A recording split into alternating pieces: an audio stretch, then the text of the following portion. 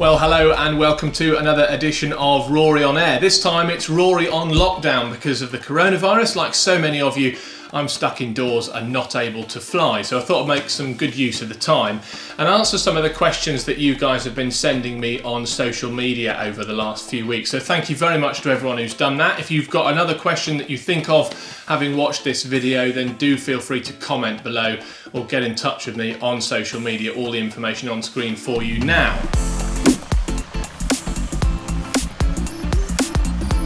Don't forget to subscribe here on YouTube as well. Click the subscribe button and the little bell icon. That means you'll be notified every time I upload a new video. You'll probably noticed already that my channel's changing a little bit because now that I'm training to become a commercial helicopter pilot, there's a bit of a mix of footage and videos between the microlight flying and the Lapel GA flying that I did for a while as well, and of course now some new helicopter stuff. So I do hope you're enjoying that and enjoying the variety of stuff. It's good fun for me to be making different videos as well, and I've got lots of things on the way for you over the next wee while to talk about as well. Just have a quick sip of my coffee. Well, let's get straight into the first question then. This is one that I get asked a lot, and a couple of the people who've asked me this recently, Pilot Flyer, I see what you've done there, Pilot Flyer on YouTube, and Holmes Aviation on Instagram. So many other people have asked me this one as well. The question is, between the aeroplane and the helicopter, which one do I prefer? Well, it's a really difficult question to answer because I love both of them, and that's genuinely true. What I would say is that there's a different enjoyment that I'm getting from both of them at the moment. I'm obviously not flying the microlight. I haven't done so for the last few months because of the time and money pressures imposed on me by the learning to fly the helicopter. But when I was flying the aeroplane sort of last summer, I was going on trips with friends and family, and we'd take off and we'd fly to Carnarvon or Sherburn or something, and we'd stop and have lunch in the cafe and enjoy the view and fly back. And it was all really relaxed. I was exploring the country, I was chatting to mates, I was basically able to go where I want and do what I wanted. And it was a really fun, relaxing hobby. And every time I went flying, I tried to push myself a little bit, maybe get through controlled airspace or go on a route that I hadn't been before or go to a new airfield, something like that. But essentially it was pretty relaxed most of the time, and it was, it was really good fun from that point of view. The helicopter is a completely different challenge altogether because at the moment I'm obviously learning to fly it. I've done about 45, maybe 50 hours on the helicopter now, and I'm still, really into the meat of the training. We're going to be still training with an instructor, including some solo flying, until we get to about 135 hours, which is the point at which we'll be ready to sit our commercial pilot license test. And it's really, really good fun. I absolutely love learning. I love flying the helicopter. I love the interaction with the different instructors and really trying to absorb as much information and knowledge from them as I can. But it's a different sort of fun because it's a learning environment, and I'm trying to, from every lesson, glean something new. I'm trying to pick up a new skill. I'm trying to refine something. I'm trying to practice something. And it's not the same as just hopping in an aeroplane and flying to somewhere to have lunch with your mates. So I love both of them, but for different reasons. And once I've qualified as a helicopter pilot, then it'll be interesting to see, once I maybe get to go and do a bit of hour building and a bit of flying around with friends, then I'll be able to get a bit more of a fair comparison on which I most enjoy flying. But I think, to be honest, I'm going to love both of them, but for different reasons. Henry Yandel on Instagram, I think, he asked me, can you still keep your microlight license? Well, yes, I can, Henry, which is great because, as I say, I really want to carry on flying that as much as I can after the heli license is complete. The licenses, once you get them, they're for life. Obviously, you need to do various things to keep them valid and active, including having a valid medical and doing various check flights with instructors every now and again. But basically, whatever I need to do to get that license, up to scratch again once I finish the heli qualification, I will do. And as long as money allows, I'll be back in the air at weekends, flying around, enjoying that with my mates. That's certainly the plan, anyway. Joe Richardson asks, which is more fun to fly? And a similar question from Marcus Whitcomb. He says, which one feels sexier to fly? This, again, is a bit tied into the answer to the first question about which one do I prefer. The helicopter, I would say, is more difficult to fly, definitely. But that's also not really a fair test because I've got about 140 hours on the aeroplane and only 50 odd hours on the helicopter. So I'm bound to find that more difficult because I've got less experience on it. But that said, at the stage that I'm at now with the helicopter compared to the stage that I was at with the plane at 50 odd hours, bearing in mind I'd qualified and got my license by about 50 hours, I think the helicopter is definitely more difficult. Does that make it more fun to fly? I don't know if that's the reason. I just love it though. I just love the way it moves. I love the view, especially out the little chin bubble down by your feet. I love the being able to hover and being able to taxi around and do all sorts of maneuvers with it. It's really, really good fun. I love this bit. And I think being able to hover is pretty sexy, isn't it? So I would say that's certainly sexy. Having said that, being able to go and just take some friends up in the aeroplane and just go and enjoy the view and, you know, wang around the sky at your heart's content, that's also pretty great as well. So, you know, let's wait and see once I've got the license, and again, we'll be able to test that out for ourselves with some footage on board. Alfie Jones, takeoff or landing, which do you find more technical? And Isaac asks, which is harder to fly, helicopter or the plane? Again, I think the takeoff and landing sequence in the helicopter is more challenging than it is in an aeroplane, because in a plane, when you're moving around the apron and on the taxiways, you're on your wheels and you roll around and you're sort of going at a bit of a walking pace, and you do all your pre-takeoff checks and everything, and then you line up on the runway, and that's when things start to get a bit more kind of busy. With the helicopter, as soon as you lift into the hover from the pad outside the hangar, you're fully controlling the helicopter. Your hands and feet are fully engaged on the cyclette, the collective and the pedals, and you haven't got a spare hand to do anything. You can't retune the radio, you can't fold a map open, you can't really flick your kneeboard or anything like that. You've just got to keep on flying that machine, and that's quite different to the aeroplane situation. So I think from that point of view, certainly more challenging. The takeoff and landing, you know, is part of that process. So we lift into the hover, and then we taxi across to the H, and then once we get there we do another radio call saying that we're ready for departure, and then we take off. And all of that process is very hands and feet busy, whereas the aeroplane, you know, until you actually start the acceleration down the runway and in reverse, you know, once you've come to a kind of steady pace as you brake, once you've landed, at that point, either side of those points, it's quite a bit easier in my opinion, but it's my opinion. Fly with Varley asks, did anything you learned flying fixed wings help while learning to fly the helicopter? Yeah, absolutely it did. And this is quite an interesting one, because initially, in the first week or so, I really didn't think anything I'd learned from the airplane was helping me at all, and I found it really frustrating. And I don't know if anyone else has come across this, if you've converted from airplanes to helicopters, if you felt the same way. But I kind of thought, well, I can fly an aeroplane, I should be able to fly the helicopter. How much more difficult can it be? How different can it be? You know, must be loads of things that are the same. And in the first week, when I was trying to get to grips with the really basic maneuvers and trying to get to grips with hovering, obviously, I was just all over the place and kept thinking, why can't I do this? And the truth is, I think, from looking back on it now, having actually learnt to hover, is that it is a completely different skill, the physical manipulation of a helicopter compared to the physical manipulation of an aeroplane. The aeroplane generally wants to sort of fly and stay roughly where you last left it, as long as it's trimmed adequately.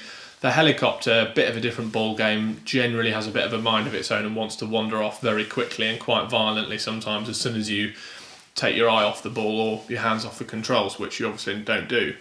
So that makes things a little bit more challenging. Once I got a bit further into the training, you know, week 2, week 3, once I'd started to master the basics to a degree, then I realised that actually the aeroplane experience was helping me, because I was a bit more familiar with using the radio. That's quite a big one.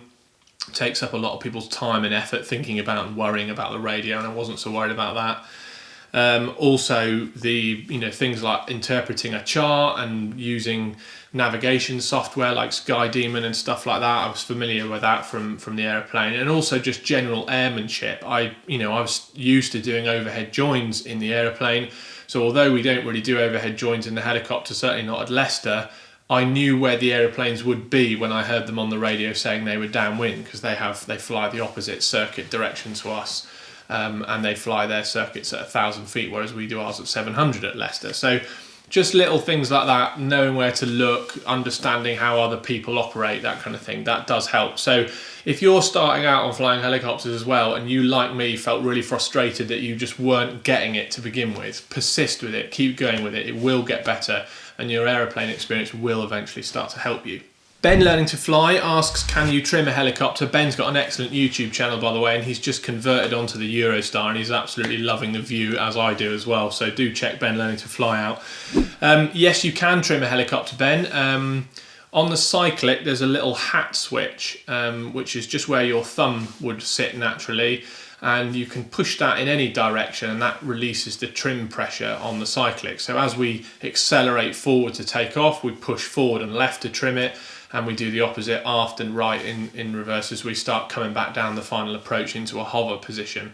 There isn't a trim on the pedals, but once you're in, cruise forward flight, they are pretty much even next to each other. As you're taking off, you need a lot more right pedal than left in the Cabri, although that depends on the rotation of the rotor blades. As for the collective, there isn't really a trim on that as such, but there is what we call a friction control, which is basically a twist grip on the shaft of the collective, which allows you to add some tension onto it so that it doesn't sink under its own weight when you're in cruise flight. And if you set that correctly, that means that you've got your power setting, you've got your cyclic trimmed. It will kind of fly quite nicely itself with just minor adjustments on the cyclic to keep your altitude in the right ballpark. So you can certainly trim the cyclic. The other controls, there are things to help you on the collective. Gary Jones asks, what's the average hours before going solo? I don't really know the answer to this either, Gary. It'd be interesting if people want to comment below and let me know what their experience is. With the Eurostar, I went solo in my 13th hour. It was just before I got to 14 hours I went solo. I remember it well. It was a lovely sort of bright evening at Barton, with a bit of late afternoon, early evening sun, and my instructor Marcus filmed it for me from the control tower whilst watching my landing. And in the case of the Cabri, it was my 27th hour there or thereabouts that I went solo, and that was roughly the same for my other mates who you'll have met on a previous video here on Rory on Air of all of us doing our first solo flights in the space of a few hours of each other at the heli centre at Leicester Airport. That was really, really good fun. So yeah, that's more than double the amount of time to do the heli solo, and I think that kind of reflects how much more complicated it is to get to grips with the basic manoeuvres to a level that the instructor's happy to get out and let you go and do it on your own. Private Pilot Steve, he says, have you ever accidentally sat in the wrong seat? I don't think I have yet, Steve. The reason why he's asking this question, of course, is because aeroplane pilots, the captain always sits on the left, or nearly always. I'm sure there are some exceptions. And in helicopters, again, generally speaking, the captain normally always sits on the right-hand side, although in some helicopters that's different. The MD-500, for instance, I think the pilot sits on the left. So I've had to get used to changing from sitting on the left-hand side of the cockpit to sitting on the right-hand side, and it's generally kind of gone all right. I'm right-handed, so it makes sense for me to operate the cyclic with my right hand. But yeah. Next up then, Nick Buckley. He's starting a YouTube channel as well. Everyone seems to be doing it these days. Are crosswinds much of a factor, he asks, and how much do you consider the wind? And another kind of similar question, which I'll answer at the same time, from Matthew Booth. He says, what are the weather limitations when training? Well, in the case of the wind, yes, crosswinds are an important factor, but because we're a helicopter, we've got more opportunity to avoid being in a situation where we've got a crosswind than aeroplanes do, because we don't need to land, fully in the direction of the runway. We tend to make our approaches towards the H at Leicester, which is in the centre of the kind of triangle of runways, and we can basically come at it from more or less whichever direction makes most sense with the weather. We obviously have to conform to the circuit pattern as well, but we kind of try and land in and take off into wind as much as we possibly can. Crosswinds do have a big effect on the helicopter. It's a bit like a weather vane. It wants to point straight into wind. It's most stable pointing straight into wind. That's why you'll have seen me on my last video when I was going solo from the pad. The instructor got in with me to reposition the helicopter so it was pointing into wind, and then I took off solo on my own from that position because it is much easier. As you turn around side on, you tend to find that the wind will snatch at the tail and try to push you all the way around, and then when you go in the other direction, it'll whip it around quickly. So you've really got to be hot on the pedals to make sure that you keep it where it should be. So yeah, wind is a big factor. We always keep an eye on that. And in terms of weather limitations, again, wind is a really big one. When you're flying with an instructor, and they're obviously there with dual controls to keep an eye on things, our wind limit at the heli centre is 30 knots. That's 30 knots of wind, not 30 knots of crosswind. So if the wind's blowing more than 30 knots, no flying. If it's less than that, you can go flying with an instructor. Cloud-based wise, that's obviously quite a big one as well, because like the aeroplanes, we don't want to fly into cloud. That would be really dangerous. If we're flying solo, the cloud base can't be any lower than 1,000 feet because the helicopter circuit's at 700 feet, so that gives us a decent bit of clearance there. But we can still fly with an instructor with a cloud base as low as 100 feet, because obviously there are quite a few things that we need to practice on the airfield that don't require us going up very high at all. Hovering, hover taxiing, spot turns, turns around the nose, turns around the tail, climbing and descending turns, sideways taxiing, backwards taxiing. Even things like quick stops we can practice on the airfield with a pretty low cloud base. So there's still a lot of things we can do in the helicopter with very low cloud base that you wouldn't bother doing with an airplane. So that's quite good. Dick Moore on Facebook, he says, which one is safer, planes or helicopters? This is another difficult question, Dick. Thank you for that. I don't really know what the answer to this is either, and it would be interesting to know what your thoughts on this are. But my gut feeling is that it depends a bit on where you are and how high you are and what you're doing. Obviously, with an aeroplane, you tend to be able to glide much more distance than you can with a helicopter, although with a helicopter we can choose our glide profile once we go into auto rotation, and there are various things that we can do to stretch the glide further.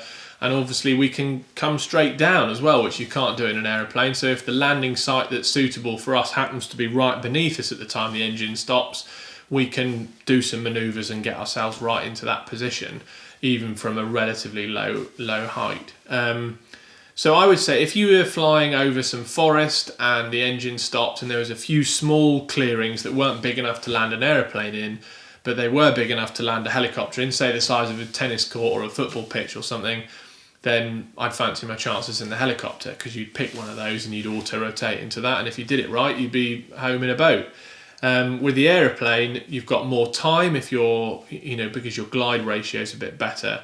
So you've got those precious extra seconds or even minutes to make your mayday call, try and restart the engine, do your touch drills, all that sort of stuff. So it kind of depends a bit on where you are, how high you are, how fast you're going, what the terrain underneath you's like, and obviously how competent you are as a pilot.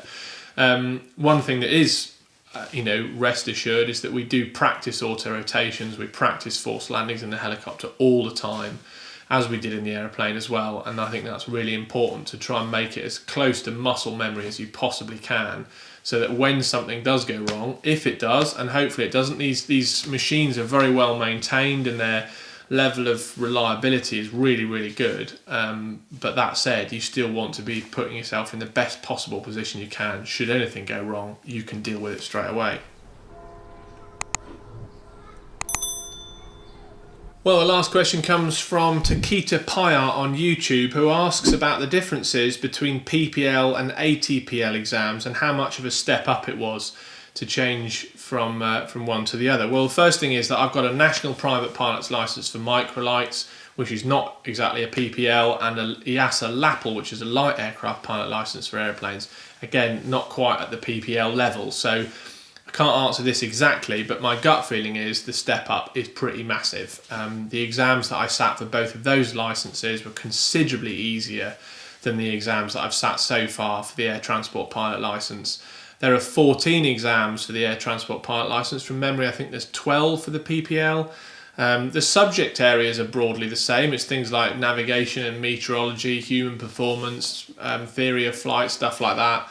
But the amount of content that you need to learn and understand is much broader, and the depth at which you need to understand it to is also much greater as well. So it is more difficult. There's no two ways about that. I'm finding it quite tough. I did okay with the first 4 exams. I got quite good scores.